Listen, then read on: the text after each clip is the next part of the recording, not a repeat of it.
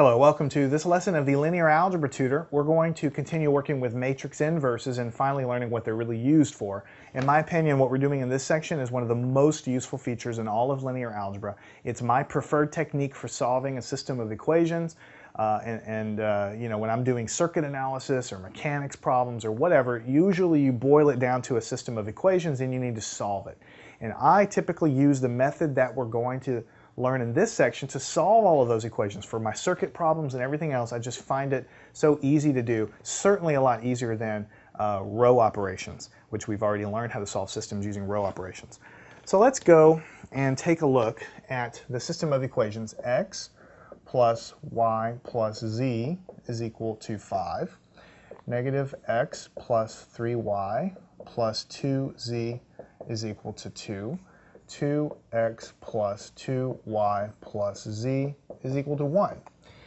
And so this is just a system of equations. It looks kind of random that I wrote it down there, but it's very carefully selected. So let's write down the coefficient matrix that we have. 1, 1, z, negative 1, 3, not 1, 1, z, listen to me, 1, 1, 1, negative 1, 3, 2, 2, 2, 1.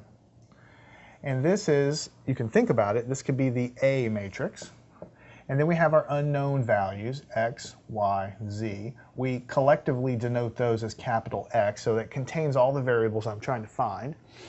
And then on the right-hand side, I put the numbers, 5, 2, and 1. And we call this the matrix B. So we say AX is equal to B. That's how you typically see it written. Now this matrix, this 1, 1, 1, negative 1, 3, 2, 2, 2, 1, this happens to be the exact matrix that we solved in the last section where we already found the inverse. So I can skip all those steps because we've already calculated the inverse of this matrix. We just formed a system of equations around that matrix in order to make this, problem a little bit faster and also to illustrate the point. So from before, we already figured out that the inverse of this matrix was negative 1, 0, 1, negative 5, 1, 3, 7, negative 1, negative 4. This is the inverse of the matrix that we found from before. Now let me move to the other board and blow your mind a little bit. Not going to really blow your mind, but I find it incredibly useful what we're about to show here. What we have is a system of equations. AX is equal to B. X is not a single variable, it's a column matrix of all the variables that we care about. This is the coefficient matrix, this is what's on the right-hand side of the equal sign. Now in regular old algebra, if this were just an algebraic equation like 3x is equal to 9, then you know what to do. You multiply both sides of the algebraic equation by the inverse. If this were 3x is equal to 9, the inverse of 3 would be 1/3. The reason we do it is so that when we multiply by the inverse, the 3 and the 1/3, they divide out and they give us 1, which can just sit in front of x all day long. On the right-hand side, we get what we get, and that's the answer to the thing. So what we want to do here is multiply both sides of this equation by the inverse of A, and you'll see what happens. So let's go ahead and do that. So on the left-hand side, let's multiply by the inverse. And on the right-hand side, we'll also multiply by the inverse. All right, so we do the inverse to the left-hand side of what we were doing here, and on the right-hand side, we multiply by the inverse again to the left-hand side. So we try to make it match, to make everything legal. Because you can do anything you want to both sides of an equation as long as you do it to both sides. In this case, we're just multiplying both sides by the inverse of matrix A. Now what happens is, since you already know by now that multiplying matrix A times its inverse just gives us an identity matrix, and an identity matrix is basically just have ones along the diagonal, what happens here is all this stuff disappears, much like it does in an algebraic equation, and we're just left with x on the left-hand side. Remember, x is not a number or a single variable. X represents all the variables that we're trying to solve for, x, y, z, let's say in this case. So the answer to what we want is the inverse matrix times the B matrix. It works out because the inverse kills the matrix A on the left-hand side, and on the right we just do the math. So on the right-hand side, matrix A, or matrix A inverse, is negative 1, 0, 1. We've already calculated what it is, negative 5, 1, 3, 7, negative 1, and negative 4. And matrix B is the column vector 5, 2, 1. The column matrix 5, 2, 1. So all we need to do to find the answer is multiply this matrix times this. Now first you might look, well, can I multiply these? Does it have enough rows and columns? Remember, all you need to do is make sure the number of columns in the first matrix is equal to the number of rows in the second matrix. You need to be able to go over and down, and if you can do that, then it's perfectly legitimate to multiply these together. So what you will have for the first element will go over and down. Negative 1 times 5 is negative 5. 0 times 2 is 0. 1 times 1 is 1. You can do this in your head if you want, but I'm trying to explicitly show you. Negative 5 times 5 is negative 25. 1 times 2 is 2. 3 times 1 is 3. 7 times 5 is 35.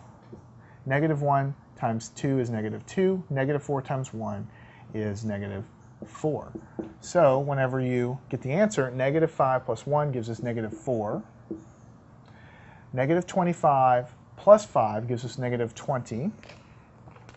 And then here we have 35, effectively 35 minus 6, which gives us 29. So again, this is equal to capital X, which means that in our system of equations, x, variable x, is equal to negative 4, y is equal to negative 20, z is equal to 29. This is my preferred method to solve a system of equations, especially if I have access to a calculator. Because I can type a matrix into a calculator. In this case, I would be typing this coefficient matrix into a calculator.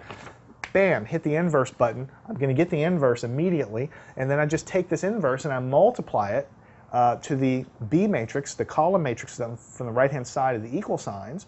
You have to orient it as a column, though. When you do that multiplication, boom, you get an answer, which gives you x, y, and z right there. There's no row reduction and all of that. Now, in reality, if you did everything by hand all the time, in order to get the inverse matrix, this matrix here, you have to do a bunch of row reduction. So really, there's no real time savings if I'm doing it all by hand anyway. I can either find an inverse using row reduction and then do this to get the answer, or I can just start with an augmented matrix here and do row reduction to directly find the solution. So if I'm doing it by hand, both ways is basically the same thing. I'm doing row reduction all the time anyway, even to find the inverse. But if I have access to a calculator, which you typically will in upper level classes, I can quickly get the inverse, quickly multiply it by a B matrix, boom, get the answer. And that's how I typically operate when I'm doing you know, the engineering type of work, where I'm solving a system of equations from mechanics. I've got 4 equations and 4 unknowns or something, and I can easily do that. Now let's solve one more set of equations. 3x minus y is equal to 7, and 2x plus 3y is equal to 1. All right, so we can represent this as a system of equations in matrix form. I'm just going to write it all out for you so you can kind of see it. The A matrix will be the coefficient matrix, 3, negative 1, 2, 3. And the X matrix is X and Y variables. And the B matrix on the right-hand side is 7 and 1. So this is the A matrix, this is the X matrix, capital X, representing all my variables, and this is the B matrix. So the question then remains, what is the inverse of matrix A? Well, the inverse of a 2 by 2 matrix, I can do row reduction, that's fine, but we also learn that the inverse of that is AD minus BC, and then I multiply it by D, negative B, negative C, and A. And so to find the inverse of the matrix, you crisscross AD minus BC, 3 times 3 minus negative 1 times 2. Be careful about your signs. You have to carry the negative 1 through here. And then inside of this guy, I basically flip these around, D and A, so it's 3 and 3, and then that'll be 1 and negative 2. I'll put a negative in front of this and a negative in front of this. I'll close my matrix off. All right? So in order to find the inverse of this simple matrix, what I'm going to have, this will be 9, and this will be plus 2. So this will be 1 over 11, and this will be 3, 1, negative 2, 3.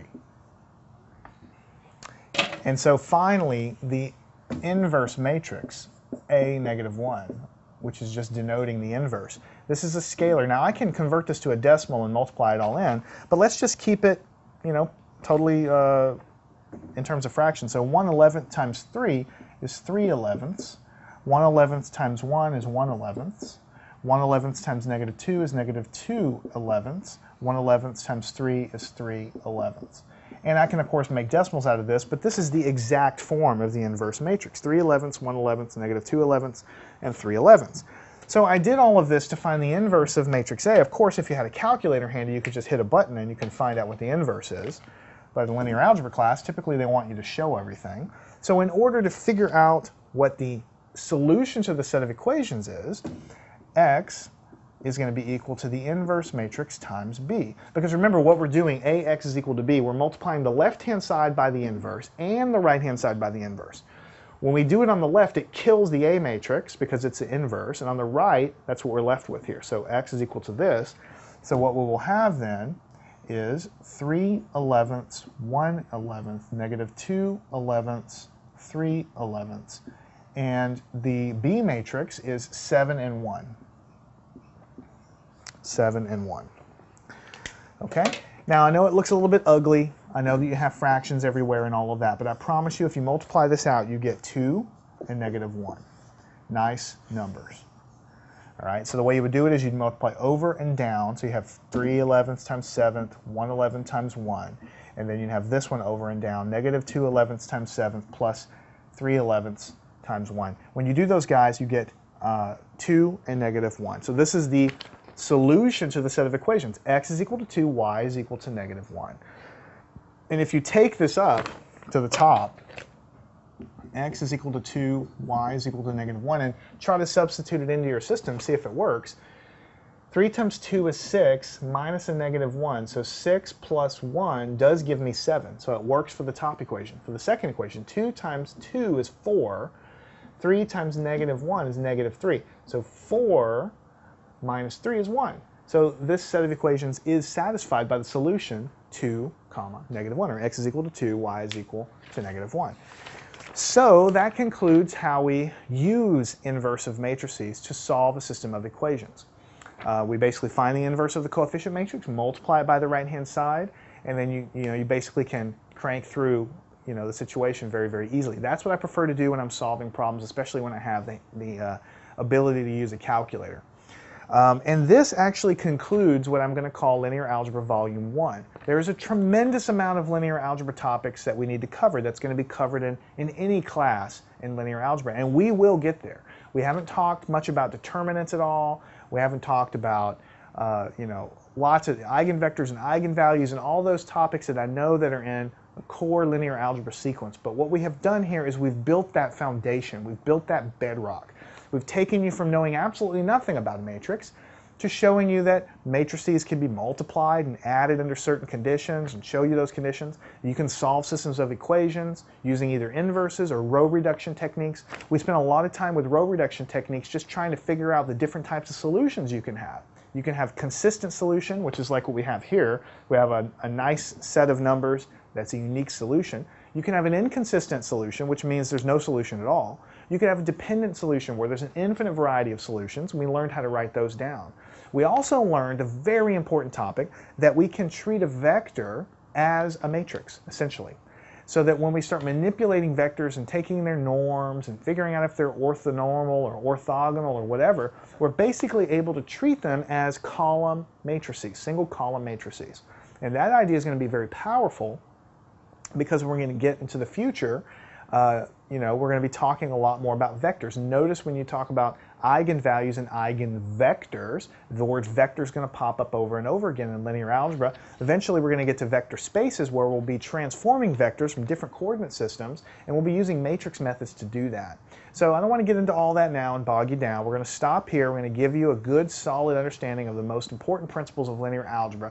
Make sure you understand everything in this course, and then go pick up Linear Algebra Volume 2, where we will continue talking about matrices and other topics involving determinants and eigenvectors and eigenvalues and the significance of the rank of a matrix and things like that. So we're building our knowledge of linear algebra theory step by step, using examples, trying to cut down a lot of the proofs and the theorems to a minimum. We want to make sure you understand them, but we don't want to bog you down with them. I'd rather you understand the core principles than to get bogged down with something that isn't as important. So that's my philosophy. And I hope you've enjoyed this course. I encourage you to practice all of these problems, sharpen your skills, and that is how you get good and have a good understanding of linear algebra.